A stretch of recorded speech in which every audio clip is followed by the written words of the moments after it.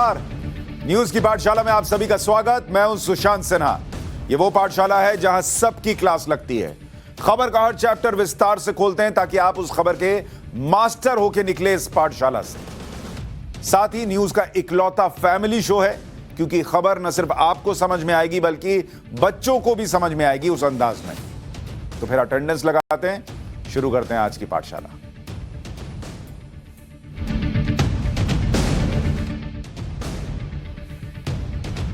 सबसे पहले आपको बता दूं पाठशाला में आज आपके लिए क्या क्या लेकर आया हूं। पाठशाला में आज सबसे पहले हिस्ट्री का चैप्टर खोलने वाला हूं। आप कहेंगे हिस्ट्री का चैप्टर सबसे पहले क्यों? तो वो इसलिए क्योंकि आज पाठशाला में आपको यह बताऊंगा और समझाऊंगा कि कैसे इस देश में हिस्ट्री एजेंडे के तहत पढ़ाई और सिखाई गई है। प्रेम का प्रतीक ताजमहल है या राम सेतु, आज इस पर आपको पूरी जानकारी दूंगा। ताजमहल की हिस्ट्री में 40 लाख लाशों का चैप्टर खोलूंगा, क्योंकि आपके दिमाग में इतने साल से यही भरा गया है ना कि प्रेम का प्रतीक है ताजमहल। उसके पीछे कहानी क्या है, उस ताजमहल के पीछे 40 लाख लाशों का सच क्या है, वो भी आपको बताऊंगा। एजेंडे वाली जो हिस्ट्री पढ़ाई गई है और जो पढ़ाने वाले थे उनकी आज क्लास लगाऊंगा। इसके अलावा पाठशाला में यूपी में बाबा का बुलडोजर चलेगा नहीं दौड़ेगा, यह क्यों कहना पड़ रहा है यह भी बताऊंगा। और फ्री वाली पॉलिटिक्स से श्रीलंका कैसे बर्बाद हुआ और वही पॉलिटिक्स अगर इस देश में हुई तो कैसे भारत के राज्यों पर असर पड़ेगा, वो भी आपको बताऊंगा। भारत कैसे श्रीलंका बन जाएगा अगर यही होता रहा तो। यूक्रेन युद्ध में पुतिन पर बड़े कलंक का चैप्टर भी खोलूंगा, लेकिन सबसे पहले हिस्ट्री का चैप्टर।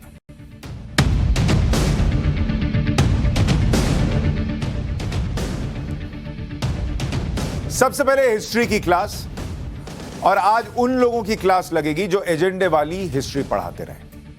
मतलब मैं आपसे पूछ लूं या कहीं भी आप चर्चा कर लें, कहीं कुछ लिख रहे हो और धीरे से सुने कि प्रेम की निशानी है ये, तो प्यार की निशानी है, तो आप पलट गए अच्छा ताजमहल की बात कर रहे हो। लेकिन आधा सच बताकर आधा सच छुपाया क्यों गया है, आज आपको यह बताऊंगा। ऐसे ही लोग ताजमहल को मोहब्बत की निशानी बड़ी निशानी बताते रहे, सबसे बड़ी निशानी बताते रहे इस देश में। मतलब लोगों को फोटो खिंचवानी हो, वो ताजमहल के ऊपर डंडी पकड़कर, उसी में लोग खुश हो जाते हैं कि हमने पता नहीं कितनी मोहब्बत की निशानी के पास फोटो खिंचाकर ऐतिहासिक काम कर दिया। ऐसे ही लोग मुगलों की वाहवाही करते नहीं थकते। ऐसे ही लोग पिक्चरों में बताते हैं कि कश्मीर की खोज मुगलों ने की थी, बताया था आपको उस दिन। ऐसे ही लोग किताबों में बताते हैं कि मुगल कितने महान थे क्योंकि उन्होंने ताजमहल जैसी इमारतें बनवा दी। लेकिन ताजमहल की हिस्ट्री में 40 लाख लाशों का चैप्टर आज खोलूंगा और आपको यह बताऊंगा कि वर्ल्ड फेमस ताजमहल जब बन रहा था उस वक्त भारत में भूख से कैसे लोग लड़ाई लड़ रहे थे और मर रहे थे। क्योंकि ताजमहल के बारे में किसी से भी पूछो यही कहेगा ना कि वो प्यार की निशानी है। बचपन से आपके दिमाग में यह भरा गया है, किताबों में यही पढ़ाया गया है, गाने में यही सुना है आपने।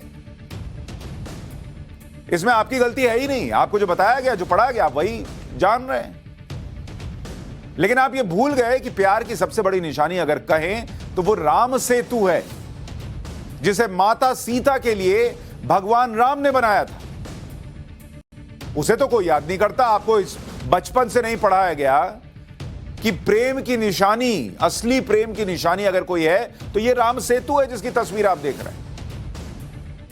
ये उस राम सेतु की तस्वीर है भाई, इसे कोई याद नहीं करता। गाने नहीं बनते इस पर कि मोहब्बत की निशानी देखो। ये मोहब्बत की निशानी मतलब ताजमहल पेटेंट करा लिया है, जैसे वो बड़े बड़े रिसर्च होते हैं उसका पेटेंट करा लिया जाता है। ताजमहल को पेटेंट करा दिया गया कि यही मोहब्बत की निशानी है।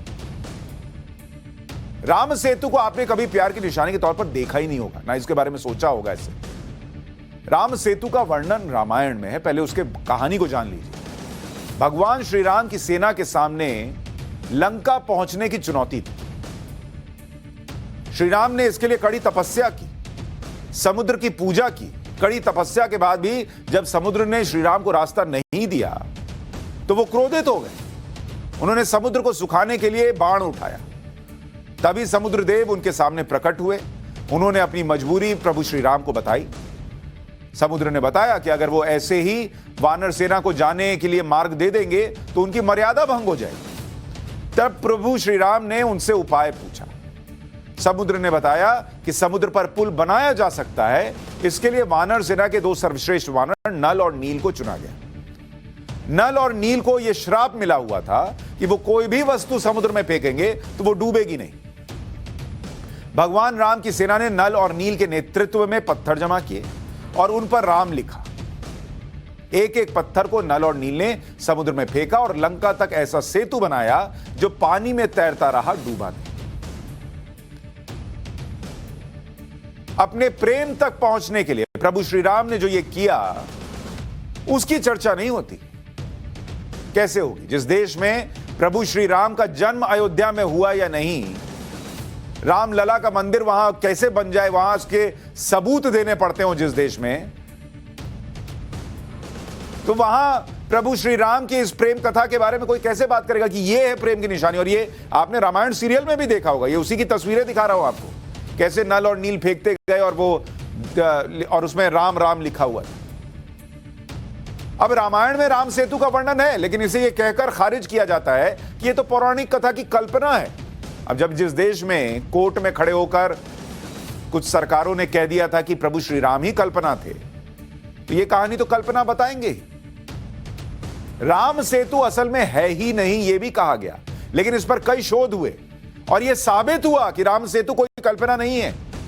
वैज्ञानिक शोध में यह साबित हुआ कि भारत और श्रीलंका के बीच 50 किलोमीटर लंबी रेखा चट्टानों से बनी है और यह चट्टान लगभग 7000 साल पुराने हैं। ये जिस बालू पर टिके हैं वो 4000 साल पुराना है। नासा की रिपोर्ट के मुताबिक यह पुल करीब 7000 साल पुराना है। एक साइंस चैनल ने अपनी डॉक्यूमेंट्री में सबूतों के साथ यह बताया कि राम सेतु मानव निर्मित था। मतलब ऐसे ही नहीं बन गया था प्राकृतिक तौर पर, उसे बनाया गया था। यह पुल रामेश्वरम से श्रीलंका के मन्नार को जोड़ता था। 15वीं शताब्दी तक लोग इस पर पैदल और घोड़ा गाड़ी से रामेश्वर से मन्नार की दूरी तय भी करते थे। लेकिन इस देश में जिन्होंने हिस्ट्री पढ़ाई, आपके दिमाग में हिस्ट्री का चैप्टर डाला, उन्होंने कभी जरूरी नहीं समझा कि आपको बताएं कि यह भी प्रेम की निशानी हो सकती है, क्योंकि उन्हें तो मुगलों को महान बताना था। यही बात गीतकार मनोज मुंतशिर ने उज्जैन में एक कार्यक्रम में कही थी कि ताजमहल की बातें करने वाले राम सेतु और चित्तौड़ के किले को भूल गए। एक बार मनोज मुंतशिर को सुनिए, फिर आगे का पन्ना खोलता हूं। और ताजमहल बनवा दिया, चलो ठीक है भाई, बनवा दिया। अब हमें जबरदस्ती वो बाएं हाथ से लिखे हुए इतिहास हमें यह बताने की कोशिश कर रहे हैं कि भाई ये तो मोहब्बत की निशानी है। अच्छा, ये मोहब्बत की निशानी है, और अगर ये मोहब्बत की निशानी है तो चित्तौड़ क्या है, जहां हमारी मां रानी पद्मिनी अपने पति राजा रतन सिंह के वियोग में जलती हुई चिता में कूद गई, लेकिन अलाउद्दीन खिलजी को अपने आंचल का एक तार नहीं छूने दिया। प्रेम की निशानी चाहिए, प्रेम की निशानी जानना है, वो पुल देखिए जो हमारे भगवान श्री राम ने अपनी प्राण प्रिया पत्नी सीता को रावण के चंगुल से छुड़ाने के लिए समंदर के सीने पे बांध दिया। वो है प्रेम की निशानी। लेकिन उसे प्रेम की निशानी बताया थोड़ी जाएगा। आपको यह भी नहीं बताया जाएगा कि ताजमहल जब बन रहा था तब कैसे भारत भूख से लड़ रहा था। हम आपको बताते हैं, वो चैप्टर ही इन्होंने फाड़ दिया हिस्ट्री में से, बताना लोग पढ़े ही नहीं। प्रेम की निशानी और उसमें लगा ये संगमरमर सफेद नहीं, कैसे खून से सना है, आपको जानना चाहिए। ताजमहल मुगल बादशाह शाहजहां ने अपनी बेगम मुमताज महल की याद में बनवाया था। 17 जून 1631 में मुमताज महल की मौत हुई और इसके 6 महीने के बाद ही 1632 में शाहजहां ने मुमताज महल की याद में आगरा में ताजमहल बनाने का आदेश दिया। शाहजहां ने ताजमहल बनाने का आदेश तब दिया जब 1630 में गुजरात और दक्षिण के इलाके में भयानक अकाल पड़ा हुआ था। लोग भूख से मर रहे थे, खाने के लिए नहीं था, और एक राजा ऐसा था जो ताजमहल बनवा रहा था, उस पर करोड़ों खर्च कर रहा था। और यह ताजमहल प्रेम की निशानी है। अरे प्रेम अपनी जनता से भी तो करो। 1631 में गुजरात के अकाल में 30 लाख लोग मारे गए थे, 30 लाख, और दक्षिण के इलाके में 10 लाख लोग मारे गए थे। यानी 40 लाख लोगों की लाश पर बना ताजमहल। लेकिन एक शहंशाह को लगता था कि उसे ताजमहल बनाना है तो उसे इस 40 लाख मौतों से फर्क नहीं पड़ता था, और उसका गुणगान होता है कि प्रेम की निशानी है ये। 1632 से 1653 के बीच जब ताजमहल बन रहा था तो इन 21 सालों में भारत भयानक गरीबी में था, फिर भी आम जनता पर कोई रहम नहीं किया गया था। अकबर के काल में जो भूमि कर 1/3 होता था, यानी 1/3 आपको भूमि कर देना पड़ता था, वो शाहजहां के काल में 1/2 कर दिया गया, मतलब आधा आपको दे देना है टैक्स के तौर पर। लोग भूख से मर रहे थे और आधा टैक्स दे रहे थे। क्यों? क्योंकि शाहजहां को यह निशानी बनवानी थी, जिसे अब यहां लोग बैठकर कहते हैं प्रेम की निशानी है। यह प्रेम की निशानी है, ये जो 40 लाख लोगों की लाश पर बनी हुई है। ताजमहल को बनाने में 21 साल का वक्त लगा था, 21 इयर्स। और उस 21 साल में क्या स्थिति रही वहां पर, वो भी आपको जानना चाहिए। 22,000 मजदूर लगे। ताजमहल की कहानी आज आपको बताता हूं, वो चैप्टर जो आपको नहीं बताया जाता। 22,000 मजदूर लगे ताजमहल को बनाने में। खर्च तब का कितना था? खर्च तब का 3.5 करोड़, 3.5 करोड़। और उसे आज की तारीख में आप जोड़ने जाइएगा तो आज के हिसाब से जो खर्च बैठेगा वो 3.5 करोड़ आज का बैठेगा 7,000 करोड़ रुपया। और आप सोचिए, एक राजा के राज में लोग भूख से मर गए और उसने 7,000 करोड़ रुपया खर्च कर दिया सिर्फ ताजमहल बनाने में। और उस राजा की वाहवाही होती है, उस शहंशाह का गुणगान गाते हैं कि वाह कितना कमाल का आदमी था, 7,000 करोड़ लगाकर प्रेम की निशानी बनाई। और ये लोगों को मार दिया, उसका क्या? 40 लाख लोग मर गए भूखमरी से। और उस राजा का गुणगान होता है। यह है इस देश में कैसे आपको हिस्ट्री पढ़ाई गई है। मनोज मुंतशिर ने भी इसी का जिक्र किया। उनका एक और स्टेटमेंट सुनाता हूं, फिर अगला पन्ना खोलता हूं। 17वीं शताब्दी में जब शाहजहां ताजमहल बनवा रहे थे, पता नहीं आप में से कितनों को पता है या नहीं पता है, ये वो पीरियड था, ये वो दौर था जब इसी हमारे आपके भारत देश में 35 लाख लोग भूखमरी का शिकार होकर दम तोड़ चुके थे, भूख से मर चुके थे। ऐसे आलम में एक राजा, एक बादशाह क्या करता है? उस जमाने के 9 करोड़ रुपए एक मकबरे पे खर्च कर देता है, जिससे पूरे देश की गरीबी मिट सकती थी। गलत नहीं कह रहे मनोज मुंतशिर, ताजमहल मकबरा ही है। और इसके बाद मनोज मुंतशिर को लोग टारगेट करने लगे। अरे टारगेट करो उन हिस्टोरियंस को, उन लोगों को जिन्होंने आपके दिमाग में इसे प्रेम की निशानी बनाकर भर दिया। कभी नहीं बताया कि कैसे एक देश की गरीबी मिट सकती थी, उतना पैसा एक मकबरे पर खर्च कर दिया गया। ये प्रेम की निशानी है। और जो असली प्रेम की निशानी है राम सेतु, उसका जिक्र नहीं है। जब देश के एक हिस्से में अकाल पड़ा था, तब शाहजहां ताजमहल पर अपनी दौलत लुटा रहा था। ताजमहल बनाने के लिए देश और दुनिया से कीमती मटेरियल मंगवा रहा था। आगरा तक कंस्ट्रक्शन मटेरियल लाने के लिए 1,000 हाथियों का इस्तेमाल किया गया। 22,000 मजदूर लगे, पेंटर, पत्थर तराशने वाले लगाए गए। राजस्थान से संगमरमर मंगवाया गया, खास स्टोन पंजाब से आया, क्रिस्टल चीन से मंगवाया गया, श्रीलंका से नीलम मंगवाया गया, तिब्बत से फिरोजा आया और अफगानिस्तान से लापीस लाजुली पत्थर मंगवाया गया। कुल मिलाकर 28 तरह के कीमती स्टोन्स को सफेद संगमरमर में जड़ा गया। इतना सब कुछ मंगाया गया, लेकिन अपनी प्रजा के लिए उस राजा ने 2 वक्त का खाना नहीं मंगाया, ना भिजवाया। लेकिन वो मुगल महान थे और यह प्रेम की निशानी। शाहजहां के दौर में ताजमहल के अलावा कई और इमारतें भी बनी। दिल्ली का लाल किला 12 मई 1638 को लाल किला बनना शुरू हुआ था। 10 साल बाद 1648 में लाल किला बनकर तैयार हुआ। यह लाल बलुआ पत्थर और संगमरमर से बनाया गया है। लाल किला बनाने की लागत लगभग 1 करोड़ रुपए थी तब की। देश अकाल से जूझ रहा था, ये भाई लोग लाल किला बनवा रहे थे। और इनको बताया जाता है कि मुगलों का आर्किटेक्चर देखिए, क्या कमाल की इमारतें बनाई हैं।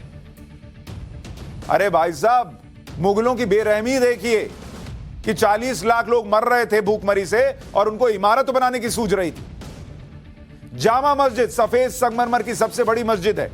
1656 में दिल्ली में जामा मस्जिद बनकर तैयार हुई। 6 साल में 10 लाख रुपए की लागत से बनाई गई। लोग मर रहे थे, यहां जामा मस्जिद बन रही।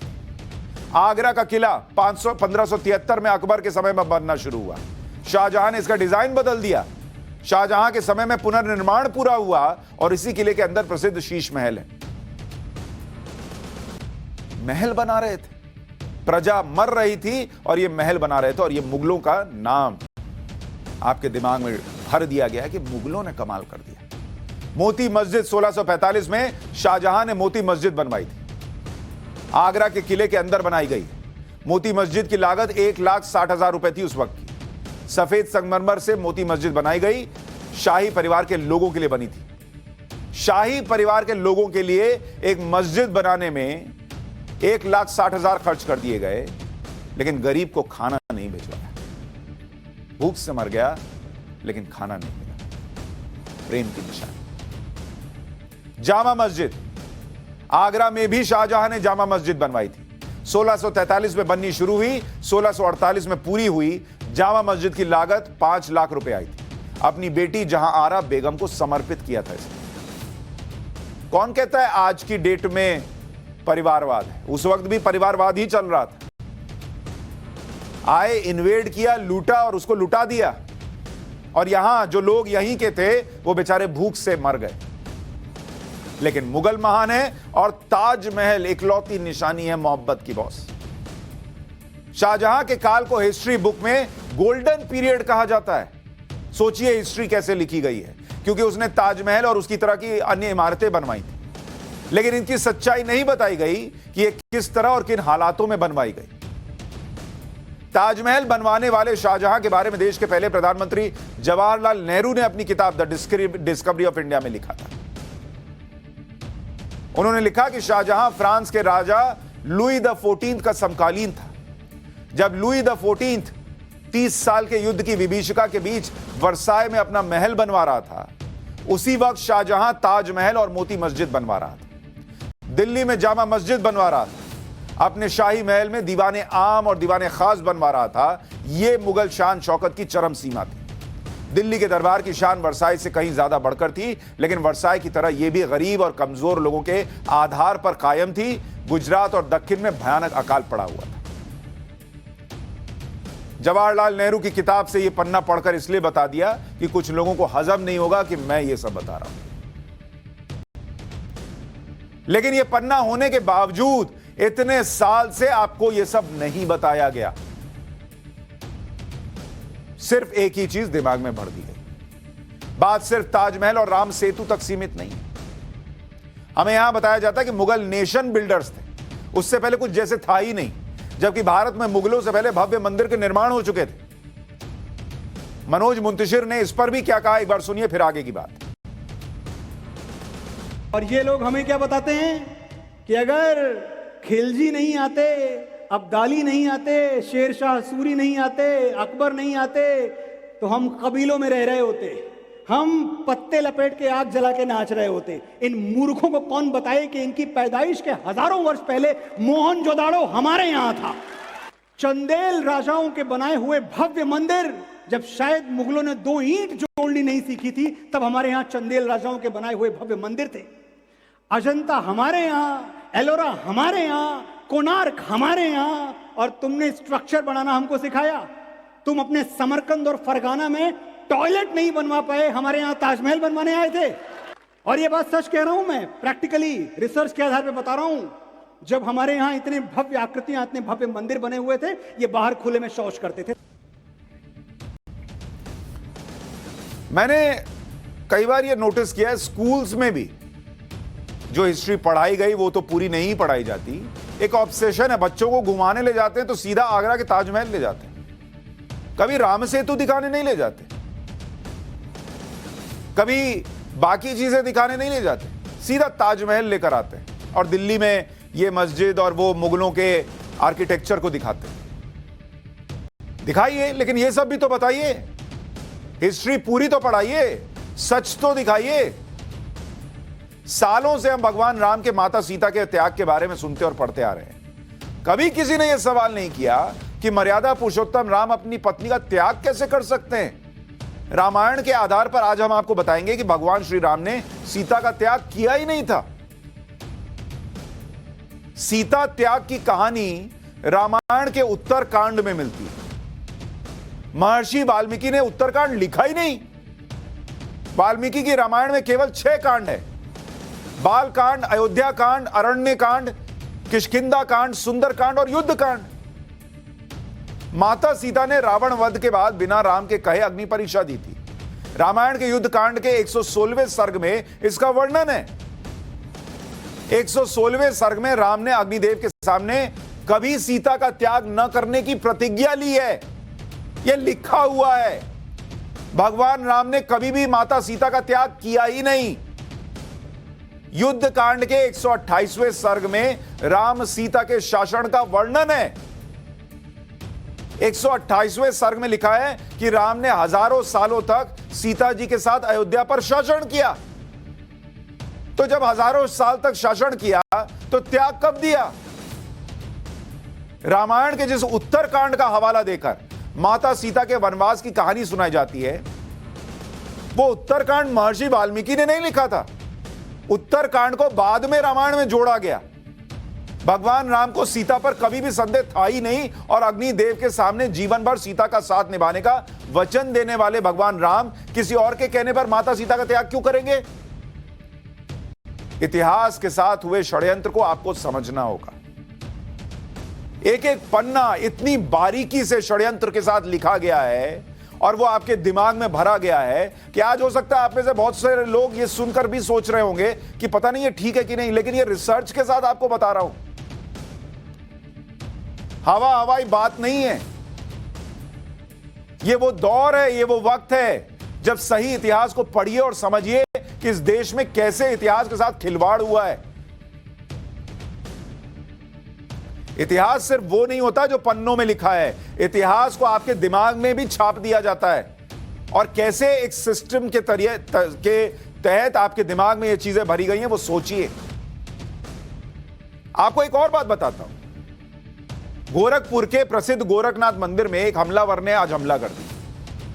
अब आप कहेंगे ये कैसे खबर जुड़ी? आप सोचिए, अभी देखिएगा। मोहम्मद मुर्तजा नाम के शख्स ने अल्लाहू अकबर के नारे लगाते हुए मंदिर की सुरक्षा में तैनात सुरक्षा कर्मियों पर धारदार हथियार से हमला कर दिया। इसमें 2 सुरक्षाकर्मी घायल भी हो गए। हमलावर को पुलिस ने गिरफ्तार कर लिया। हमलावर मोहम्मद मुर्तजा IIT बॉम्बे से केमिकल इंजीनियरिंग की पढ़ाई कर चुका है। अब इसको इतिहास के नजरिए से अगर आप देखने जाएंगे तो आज से 200-250 साल बाद जब इतिहास पढ़ाया जाएगा या लिखा जाएगा तो यही लिख दिया जाएगा कि 2022 में एक IIT ग्रेजुएट ने गोरखनाथ मंदिर पर हमला किया था। और ऐसा कुछ न्यूज वेबसाइट्स ने, न्यूज चैनल्स ने लिखा। अगर इसने जय श्री राम के नारे लगाते हुए हमला कर दिया होता तो वो लिखते हिंदू टेररिस्ट। लेकिन आज वो लिख रहे हैं कि IIT ग्रेजुएट ने गोरखनाथ मंदिर पर हमला किया। कैसे हिस्ट्री क्रिएट होता है? और आज से 200 साल बाद जब आप उस न्यूज आर्टिकल को पढ़िएगा तो आप वहीं रह जाइएगा फंसे हुए।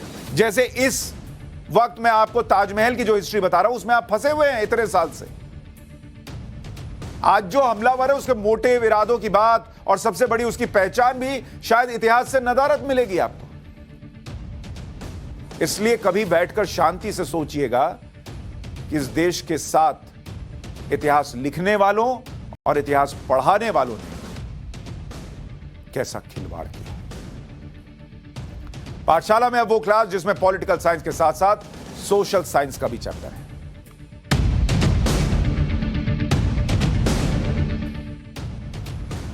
महाराष्ट्र में हिंदुत्ववादी पॉलिटिक्स में जो स्पेस शिवसेना ने खाली किया, क्या वो सियासी स्पेस राज ठाकरे भर पाए? यह बड़ा सवाल है क्योंकि राज ठाकरे अचानक से एक्टिव हुए और उन्होंने महाराष्ट्र में मस्जिदों में लाउड स्पीकर से तेज आवाज में होने वाली अजान का विरोध करना शुरू किया है। तेज आवाज से होने वाली अजान के विरोध में राज ठाकरे की पार्टी एमएनएस के कार्यकर्ता लाउड स्पीकर से हनुमान चालीसा चला रहे हैं। मुंबई के कांदीवली और घाटकोपर में एमएनएस कार्यकर्ताओं ने लाउड स्पीकर पर हनुमान चालीसा चलाई। जरा इस तस्वीर को देखिए और एक बार सुनिए क्या हुआ।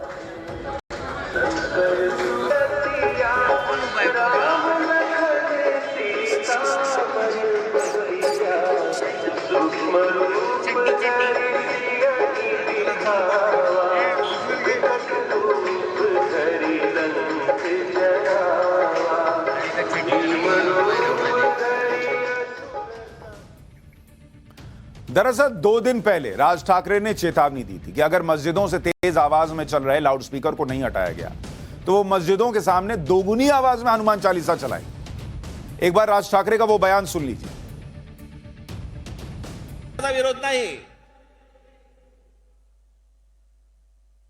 पण या मशिदींवरती लागलेले भोंगे हे खाली उतरवावेच लागतील। या सरकारला हा निर्णय घ्यावाच लागेल।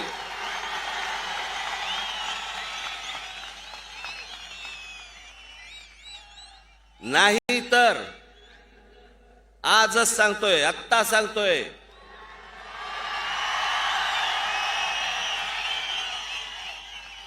ज्या मशिदीच्या बाहेर हे भोंगे लागतील त्याच्या दुप्पट समोर स्पीकर लावायचे आणि हनुमान चालीसा लावायचा। ये वही राज ठाकरे हैं जिन्होंने 2006 में शिवसेना छोड़ दी थी और अपनी पार्टी महाराष्ट्र नवनिर्माण सेना बना ली, क्योंकि बाल ठाकरे ने अपने सियासी उत्तराधिकारी अपने बेटे उद्धव ठाकरे को बना दिया। अपने चाचा बाल ठाकरे से अलग होकर वो ऐसी पार्टी बनाना चाहते थे जो आगे चलकर महाराष्ट्र में शिवसेना का विकल्प बने, लेकिन पिछले 16 साल से राज ठाकरे को वो कामयाबी नहीं मिली जिस सफलता के लिए उन्होंने सियासत में एक्सट्रीम का रास्ता चुना था। इस वक्त अगर आप एमएनएस की पार्टी को देखेंगे जो राज ठाकरे की पार्टी है, उस एमएनएस की हालत क्या है। महाराष्ट्र नवनिर्माण सेना, लोकसभा सांसद 0, एक भी लोकसभा में सांसद नहीं। राज्यसभा, वहां भी इनका मामला 0। विधान परिषद में एमएनएस के कितने लोग हैं? 0। विधायक इनके कितने हैं महाराष्ट्र विधानसभा के अंदर? इनका विधायक है मात्र 1, ओनली 1। 2019 के विधानसभा चुनाव में एमएनएस कितनी सीटों पर लड़ी? 101 पर लड़ी, 101 पर, और जीती कितनी? बस 1 सीट। जमानत जब्त हो गई इनकी 86 सीट पर। 2009 के विधानसभा चुनाव में एमएनएस, जो उनका पहला विधानसभा चुनाव था, उसमें 143 पर लड़ी थी, 143, और उसमें इसने 13 सीट जीती थी। यह पहले चुनाव में था। बाद के चुनाव में और नीचे चली गई, 12 सीट और गंवा दी। उधर गठबंधन सरकार में शिवसेना सेक्युलर होती गई तो इधर राज ठाकरे ने हिंदुत्व की राह पकड़ ली। जनवरी 2020 में बाल ठाकरे की जयंती पर राज ठाकरे ने अपनी पार्टी का जो झंडा था उसे भगवा कर दिया। इससे पहले राज ठाकरे की पार्टी में 4 रंगों का झंडा था, भगवा भी था, नीला भी था, सफेद भी था, हरा भी था। एमएनएस के इस महाधिवेशन में वीर सावरकर की फोटो मंच पर दिखी। झंडे के रंग के साथ राज ठाकरे ने अपना एजेंडा भी बदल दिया, मराठी सियासत से हिंदुत्व की तरफ कदम बढ़ा दिए। राज ठाकरे ने अजान से होने वाले शोर का मुद्दा बनाया, एनआरसी का यह कहकर समर्थन किया कि सिर्फ भारतीय ही भारत में रह सकते हैं। एक फायर ब्रांड नेता की तरह वो लोगों को दोबारा पाकिस्तान और बांग्लादेश भेजने तक की बातें करने लगे, और यह सब उन्होंने पॉलिटिकल स्ट्रैटेजी के तहत किया कि अगर शिवसेना महाअगाड़ी गठबंधन में वो नया सेक्युलरिज्म का चादर ओढ़ रही है तो जो स्पेस क्रिएट हो रहा है वहां राज ठाकरे एंट्री करें, और इसीलिए उन्होंने लाउड स्पीकर का मसला चुना। लेकिन लाउड स्पीकर को लेकर अलग अलग अदालतें कई बार टिप्पणी कर चुकी हैं, आपको वो भी बताता हूं। साल 2000 में चर्च ऑफ गॉड बनाम KKR majestic colony welfare association के मामले में सुप्रीम कोर्ट ने फैसला सुनाते हुए कहा था कि आवाज नियंत्रित होनी चाहिए। मतलब आप अजान के नाम पर सिर्फ लाउड स्पीकर बजा दें, ये नहीं चलेगा। आर्टिकल 19(1) के मुताबिक धर्म की आजादी किसी के मूल अधिकार का हनन नहीं कर सकती। और ये जो लोग कहते हैं कि भाई मुझे दिक्कत हो रही है इस अजान की आवाज से, वो दिक्कत ना हो, ये लोगों का मूल अधिकार है। जो लोग सुनना नहीं चाहते उन्हें मजबूर नहीं किया जा सकता, यह सुप्रीम कोर्ट ने कहा है। धार्मिक कार्य के लिए लाउडस्पीकर का उपयोग आवश्यक नहीं है। किसी भी धर्म ग्रंथ में लाउडस्पीकर का जिक्र नहीं। ध्वनि को नियंत्रित करने के लिए हर राज्य के अलग अलग कानून भी हैं। साल 2005 में सुप्रीम कोर्ट ने अपने एक फैसले में कहा था कि ध्वनि प्रदूषण से आजादी संविधान के अनुच्छेद 21 के तहत जीवन के अधिकार का हिस्सा है। ध्वनि प्रदूषण शांति से रहने के नागरिकों के मूल अधिकारों में अतिक्रमण करता है और उन्हें जबरन कुछ सुनने के लिए मजबूर नहीं किया जा सकता। यह सुप्रीम कोर्ट कह चुका है, लेकिन चल रहा है मामला। आज भी अजान जो होती है, सोनू निगम ने एक बार कहा था, बड़ा हंगामा हो गया था। भारत में मस्जिदों से तेज आवाज में लाउडस्पीकर से अजान की जाती है। इसके पीछे धार्मिक आस्था का हवाला दिया जाता है। लेकिन धर्म के ठेकेदारों को यह भी जानना जरूरी है कि सऊदी अरब, जहां 94% आबादी मुसलमानों की है, वहां लाउडस्पीकर को लेकर क्या नियम है आपको पता है? मई 2021 में सऊदी अरब ने नया नियम जारी कर दिया भाई कि मस्जिदों में लाउडस्पीकर के इस्तेमाल पर बैन है, प्रतिबंध लगा दिया। थोड़ी बहुत छूट दी तो शर्त के साथ कि प्रार्थना के दौरान लाउडस्पीकर ठीक है आप चला लीजिए, लेकिन वो भी आवाज मस्जिद तक होनी चाहिए। ये नहीं कि 1.5 किलोमीटर आगे तक सुनाई दे रही। लाउडस्पीकर डिवाइस का स्तर 1/3 से अधिक नहीं हो सकता। उल्लंघन करने वालों पर कार्रवाई और जुर्माना है। यह उस देश में है जहां 94% आबादी मुसलमानों की, लेकिन हमारे यहां लाउडस्पीकर पर अजान चलती रहती है। आबादी के हिसाब से इंडोनेशिया दुनिया का सबसे बड़ा मुस्लिम देश है, लेकिन इंडोनेशिया में फरवरी 2022 में लाउडस्पीकर पर नई गाइडलाइंस आई। धार्मिक मामलों के मंत्रालय ने जारी किया आदेश और कहा कि लाउडस्पीकर के वॉल्यूम सीमा को 100 डेसिबल पर सेट कर दीजिए, उससे ज्यादा नहीं जाएगा। सुबह की नमाज का समय 15 मिनट से घटाकर 10 मिनट कर दिया गया। इंडोनेशिया में सबसे ज्यादा मुस्लिम आबादी वाला देश है। भारत में नियम क्या कहते हैं? जो सीपीसीबी है यानी पॉल्यूशन कंट्रोल बोर्ड, उसके मुताबिक रेसिडेंशियल एरिया में नॉइज लेवल का मानक क्या है? 55 डीबीए। तो आप देखिए भारत में नियम यह है कि अगर आप रेसिडेंशियल एरिया में, यानी जहां पर घर है, घर के पास, वहां पर 55 डीबीए से ज्यादा नहीं होता। 55 डीबीए ये दिन में है, इससे ज्यादा आप नहीं कर सकते। इसको पोल्यूशन माना जाता है। यानी 55 डीबीए डेसिबल प्रति मीटर स्क्वायर और 45 डीबीए है यानी और कम रात के लिए, इससे ज्यादा शोर नहीं कर सकते। यह पोल्यूशन कंट्रोल बोर्ड कह रहा है। और लाउड स्पीकर से जो नॉइज निकलती है वो कितनी होती है? 400 डीबीए से 500 तक होता है। यह फुल वॉल्यूम का आपको बता रहा हूं लाउड स्पीकर। अब आप बताइए कहां कह रहे हैं 45 होना चाहिए और कहां 400 से 500 होता है? कोई हिसाब ही नहीं है, बज रहा है। नॉइज पोल्यूशन रूल 2000 के मुताबिक रात 10 बजे से सुबह 6 बजे तक लाउड स्पीकर नहीं चला सकते, परमिशन के बाद ही चलेगा। अजान की आवाज से डिस्टर्बेंस का मुद्दा मशहूर गायक सोनू निगम ने भी उठाया था। साल 2017 में सोनू निगम ने ट्वीट कर अजान से नींद टूटने की बात कही थी। उन्होंने धार्मिक स्थलों में लाउडस्पीकर्स के प्रयोग पर अपना गुस्सा जाहिर किया था। तब सोनू निगम ने लिखा था कि मैं मुस्लिम नहीं हूं और मुझे सुबह अजान के चलते उठना पड़ता है। भाई मैं क्यों उठूं? भारत में जबरन धार्मिकता कब खत्म होगी? लेकिन सोनू निगम का इतना कहना था कि लोग उन पर गिद्ध और चील और कौवों की तरह झपट पड़े थे। तो सोचिए कि अभी इतने दिन बाद पॉलिटिक्स भी हो रही है, राज ठाकरे अपनी जमीन भी तलाश रहे हैं, लेकिन मुद्दा वही पुराना है और यह कब खत्म होगा किसी को पता नहीं। पाठशाला में अब इकोनॉमिक्स की क्लास।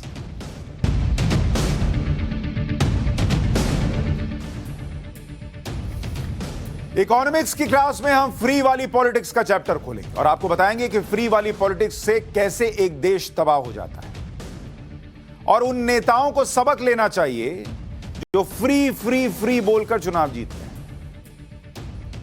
अभी पंजाब में चुनाव जीतने के बाद अरविंद केजरीवाल जी का वो वीडियो भी वायरल हो रहा है जिसमें उन्होंने कहा था कि पहली कलम से 300 यूनिट बिजली माफ कर दूंगा। इस बार नया आ गया है रेट कार्ड पंजाब में बिजली का, 300 यूनिट माफ नहीं हुआ। लोग पूछ रहे हैं कि भाई कहाँ है वो पहली कलम, कहाँ गिर गई? देखिए किधर है पहली कलम, साइन तो कीजिए। लेकिन वो इकलौते नेता नहीं है। देश के अलग अलग हिस्सों में फ्री बांटने का जो कल्चर चल रहा है वो कितना घातक है आज आपको समझाऊंगा। लोग यूक्रेन की बर्बादी देख रहे हैं, लेकिन श्रीलंका तो बिना युद्ध के बर्बाद हो रहा है और हम आपको दिखा भी रहे हैं वहां से रिपोर्ट। एक एक रोटी के लिए श्रीलंका में जंग के हालात है। जरूरी चीजों के लिए लोग भटक रहे हैं, न दवाई है, न खाना है, न तेल है, न कागज है। पेट्रोल पंप पर लाइन लगी हुई है। बच्चों की परीक्षाएं कैंसिल हो गई, सिर्फ 4 से 5 घंटे बिजली आती है। महंगाई दर 25% के पार है। चाय बनाने के लिए दूध नहीं है। बच्चों के लिए मिल्क पाउडर की कीमत आसमान पर है। 3-3, 4-4 गुना कीमत बढ़ गई है। श्रीलंका में फिलहाल महंगाई की क्या हालत है आप देखिए। बासमती चावल 480 रुपए किलो बिक रहा है श्रीलंका के अंदर। साधारण चावल 300 रुपए किलो बिक रहा है। 1 लीटर नारियल तेल 900 रुपए का बिक रहा है। 1 लीटर नारियल तेल अगर आप श्रीलंका में खरीद के बाल में लगाएंगे तो आपका बाल टेंशन में झड़ जाएगा कि 900 रुपए का तेल है। एक नारियल के लिए 110 रुपया देना पड़ रहा है। उस श्रीलंका में जहां बचकर चलना पड़ता है कि किधर से नारियल सिर पे गिरेगा, वहां 110 रुपया एक नारियल का। अपने यहां इंडिया में 40 रुपया 50 रुपया मिल रहा है। अरहर की दाल 530 रुपए किलो बिक रही है। उड़द की दाल 800 रुपए किलो बिक रही है। मूंगफली की कीमत 900 रुपए हो गई। अगर आप सोचेंगे मूंगफली फांक के काम चला लूंगा, वो भी नहीं चलेगा। 900 रुपए किलो की मूंगफली कहां फांकिएगा। 720 रुपए प्रति किलो लहसुन बिक रहा है। 1 किलो आलू की कीमत 360 रुपए। आलू की तो हालत यह होती है कि हर सब्जी में डाल दो वाला हिसाब होता है। 360 रुपए किलो आलू बिक रहा है, कौन डालेगा सब्जी में। प्याज तो 240 रुपए किलो बिक रहा है। प्याज सब्जी में डालना अपने आप में आपके अमीर होने का प्रतीक हो गया है श्रीलंका में। श्रीलंका की खस्ता हाल के लिए वहां की सरकार के कुछ फैसले जिम्मेदार हैं, जिनमें कुछ ऐसे फैसले हैं जो फ्री वाली राजनीति के तहत लिए गए थे। 2019 में चुनाव कैंपेन के दौरान राष्ट्रपति गोटाबाया राजपक्षे ने वादा किया था कि 15% वैट को घटाकर आधा कर दिया जाएगा। हमारे यहां नहीं कह रहे थे कुछ नेता जब जीएसटी लाया गया था कि अरे सबको घटा के 5% कर दो, ये कर दो, वो कर दो। कंपेयर कीजिए, यही किया होता तो क्या होता। अभी श्रीलंका में सुनिए क्या किया था। गोटाबाया राजपक्षे ने चुनाव के दौरान यह वादा किया था कि खपत और ग्रोथ बढ़ाने के लिए दूसरे टैक्स को भी खत्म कर दिया जाएगा। चुनावी वादों को पूरा करने में सरकार की आय में अरबों रुपए का नुकसान हुआ, जिससे पहले से संकट से जूझ रही श्रीलंका की अर्थव्यवस्था सहन नहीं कर पाई। और इसी बीच कोरोना की वजह से श्रीलंका का टूरिज्म सेक्टर बर्बाद हो गया। श्रीलंका के कुल आर्थिक उत्पादन का 12% हिस्सा था ये। जो लोग पूछते हैं कि भारत में टैक्स क्यों लिया जाता है, वो देखिए जिस देश में फ्री के चक्कर में टैक्स उड़ा दिया जाता है क्या हालत होती है। वो देश उड़ जाता है। 2021 में श्रीलंका में रासायनिक खेती बैन कर दी गई। खेती के लिए जैविक खाद का प्रयोग जरूरी किया। केमिकल खाद के आयात पर प्रतिबंध लगा दिया, जिससे कृषि उत्पादन बहुत घट गया। फ्री वाले चुनावी वादों को पूरा करने वाली नीति की वजह से श्रीलंका का कर्ज 2019 में जीडीपी का 94% से बढ़कर 2021 में जीडीपी का 119% हो गया।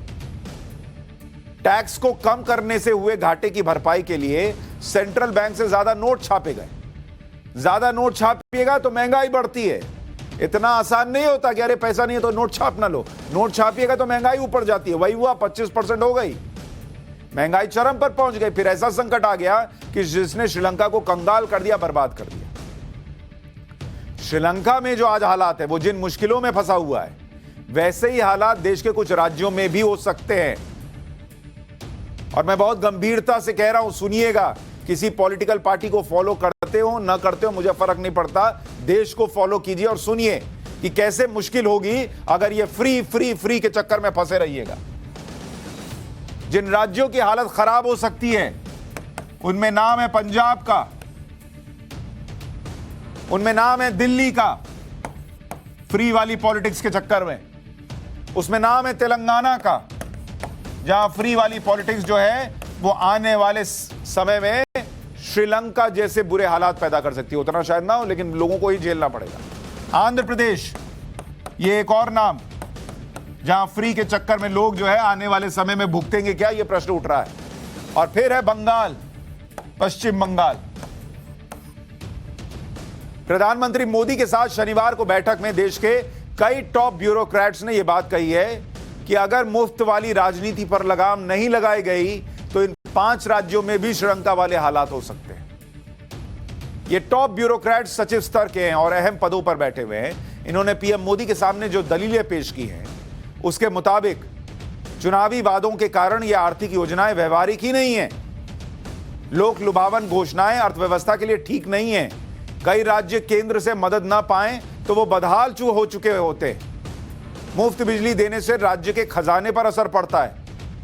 मुफ्त के वादे पूरे करने से दूसरे खर्चे कम करने पड़ते हैं।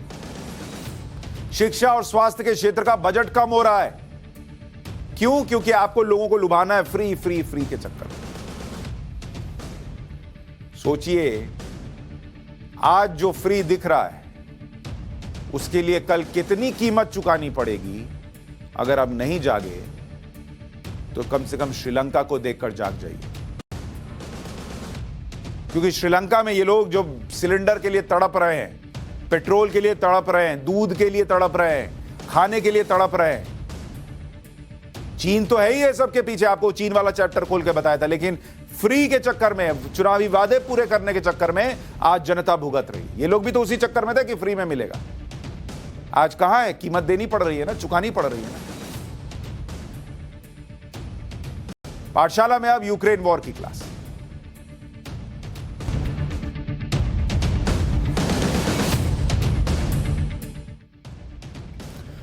रूस यूक्रेन युद्ध को 40 दिन हो गए, लेकिन कोई बड़ी कामयाबी अभी भी व्लादिमीर पुतिन के हाथ नहीं लगी। कामयाबी की बात छोड़िए, जंग में पुतिन पर सबसे बड़ा कलंक लग गया। यूक्रेन के बूचा और इरपिन इलाकों से भयानक तस्वीरें सामने आई। यूक्रेन में सामूहिक कब्रगाह मिल रही है, सड़कों पर लाशें बिखरी पड़ी हैं और मरने वाले कोई सैनिक नहीं बल्कि आम लोग हैं। यूक्रेन के जिस बूचा शहर में सामूहिक कब्र मिली है, पहले आपको उसकी लोकेशन बताते हैं कि बूचा का इलाका है कहां। बूचा शहर राजधानी कीव से मात्र 37 किलोमीटर दूर है। कीव के ओब्लास्ट इलाके में आता है। बूचा कीव पर अभी तक कंट्रोल नहीं कर पाई है रूसी सेना।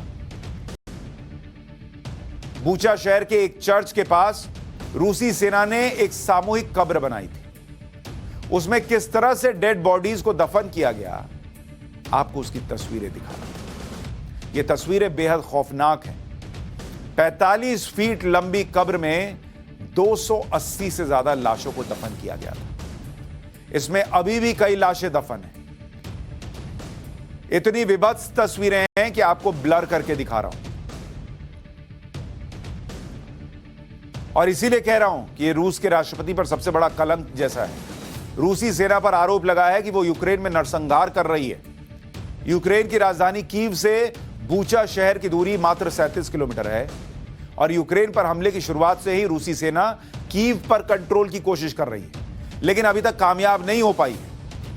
यूक्रेन दावा कर रहा है कि रूसी सेना कीव पर काबू नहीं कर पाने के कारण झल्लाहट में यूक्रेन के लोगों का नरसंहार कर रही है और लाशों को छिपाने के लिए कब्र में गाड़ दिया गया था।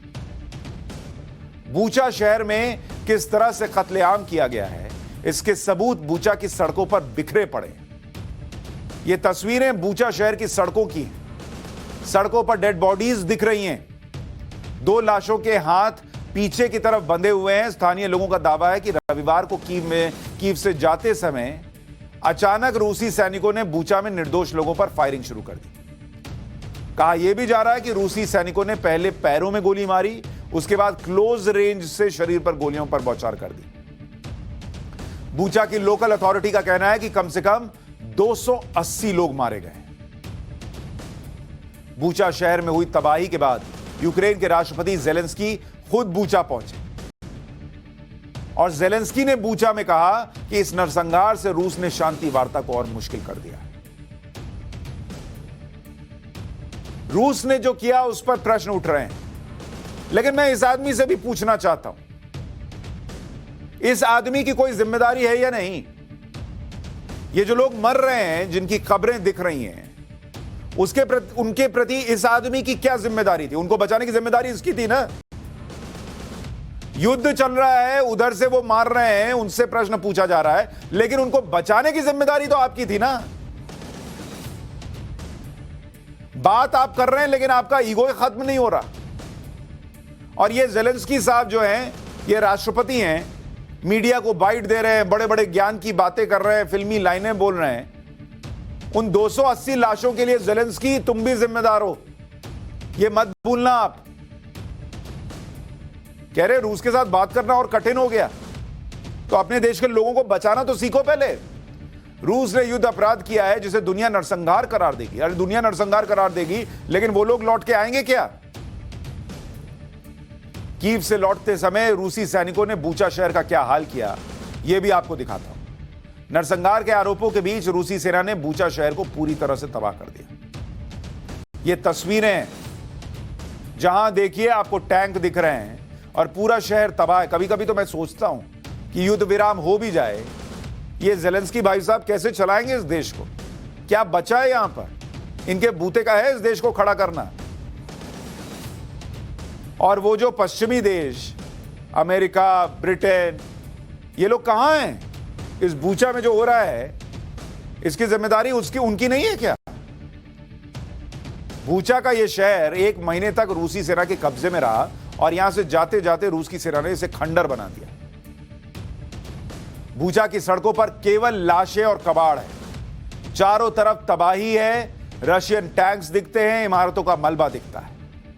बेलारूस की तरफ से यूक्रेन में घुसी रूसी सेना ने हफ्तों तक बूचा में ही डेरा डाले रखा था। बूचा में कोई ऐसी इमारत नहीं है जो पूरी तरह से सही सलामत हो।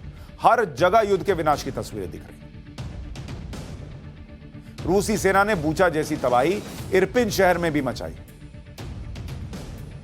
इरपिन शहर कीव से 26 किलोमीटर दूर है और इरपिन शहर की सड़कों पर भी डेड बॉडीज दिख रही हैं। अब आप देखिए इन इमारतों को, गोलियों के निशान हैं, बॉम्ब के निशान हैं। आप इन मोहल्लों से सोचिए कोई निकलता होगा तो उसकी क्या हालत होती होगी। इधर उधर सड़क पर लाशें गिरी पड़ी। लोकल्स का कहना है कि रूसी सेना ने इरपिन में भी बेकसूर लोगों की हत्या की। युद्ध में तो बेकसूर ही मरते हैं भाई। राष्ट्रपति तो घूम घूम कर ज़ेलेंस्की बयान दे रहे हैं। इरपिन में रशियन आर्मी ने सैकड़ों पेड़ काट दिए थे जिससे विजिबिलिटी में रुकावट ना आए। लोकल अथॉरिटी का कहना है कि इरपिन में हो सकता है अभी भी रूसी सैनिक छिपे हुए। यूक्रेन का कहना है कि बूचा, इरपिन और हुस्टोमेल से लौटते समय रूसी सेना ने युद्ध अपराध किया है। इन शहरों में किसी हॉरर फिल्म जैसा सीन दिख रहा है। यूक्रेन के प्रोसिक्यूटर जनरल का कहना है कि कीव, बूचा, इरपिन में कुल 410 लाशें बरामद हुई। बूचा की कब्रगाह का सबसे पहले सैटेलाइट इमेज से खुलासा हुआ था। यह तस्वीर अमेरिकी सैटेलाइट कंपनी मैक्सार ने ली थी। इसमें सामूहिक कब्रगाह दिख रही है। यह उसकी सैटेलाइट तस्वीर। यह कब्रगाह बूचा शहर के दक्षिण पश्चिम में सेंट एंड्रयूज चर्च के पास है। कब्रगाह 45 फीट लंबी बनाई गई है और 10 मार्च की तस्वीर है। यूक्रेन का आरोप है कि यह कब्रगाह रूसी सैनिकों ने बूचा से निकलते समय बनाई। इलाके को खाली करते समय रूसी सैनिकों ने यूक्रेन के सैकड़ों निवासियों को मार दिया और फिर उन्हें कब्र में दफना दिया।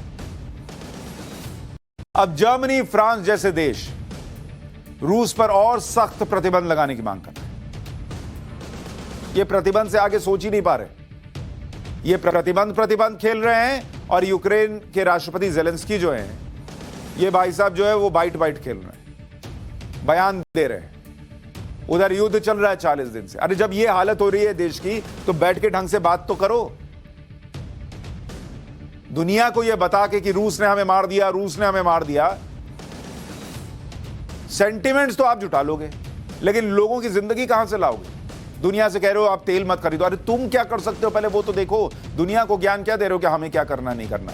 हमसे पूछ के लड़े थे क्या? जिनसे पूछ के लड़े थे वो तो आए नहीं। रूस ने अपनी सेना पर लगे नरसंहार के आरोपों को झूठा बताया है। रूस के विदेश मंत्री सरगेई लैवरोव का कहना है कि बूचा और इरपिन में लाशों का इंतजाम यूक्रेन की सेना ने किया और बाद में वीडियो बनाकर रूस को बदनाम करने की कोशिश की गई। यूक्रेन इस मामले की वॉर क्राइम के तहत इंटरनेशनल कोर्ट में जांच की मांग कर रहा है। इसी बीच रूस ने संयुक्त राष्ट्र सुरक्षा परिषद की आपात बैठक भी बुलाई। सच कोई भी कह रहा हो, लेकिन बड़ा सच तो यह है ना कि वो यूक्रेन ने वीडियो बनाने के लिए लाशें डाली हों या रूस की तरफ से हुआ हो, मरने वाला तो कोई आम आदमी था। सोचिएगा। पाठशाला में आज के लिए इतना ही।